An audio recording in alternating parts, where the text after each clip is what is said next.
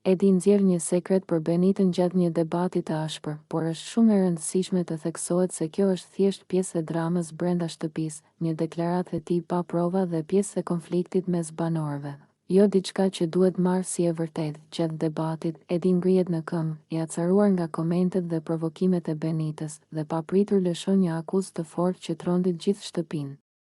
Zëri i tij ngrihet dhe banorët e tjerë ndalen së foluri. Benita, ti flet shumë për të tjerët, thot Edi duke e parë drejtë në sy, por haron çfarë ke bërë vetë jashtë. Ti vetë e di mirë. Ke pasur histori me një deputet përpara. Pas këtij momenti, dhoma mbushet me heshtje. Disa banor hapin sytë të habitur, disa të tjerë s'kan guxim të reagojnë.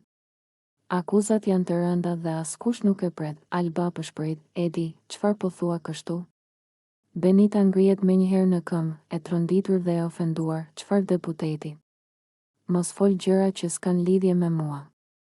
Je duke trilluar. Edi tund kokën, duke thënë, unë s'po them emra. Vetë e di kush është. Por mos më fol mua për moral kur ke bërë gjëra shumë më të rënda. Banorët e tjerë fillojnë të përplasin duart nervozisht ose shohin poshtë, duke mos ditur si të reagojnë.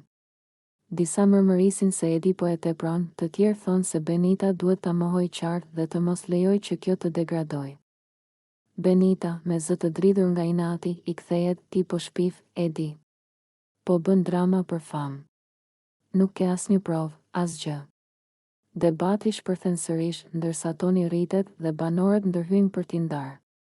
Akuza e Edit mbetet pezull në ajër, e rëndë, e pasqaruar dhe e diskutueshme, duke krijuar një nga momentet më të tensionuara në shtëpi, por gjithçka mbetet vetëm pretendimi i Edit, pjesë e konfliktit dhe strategjive brenda lojës, jo një fakt real.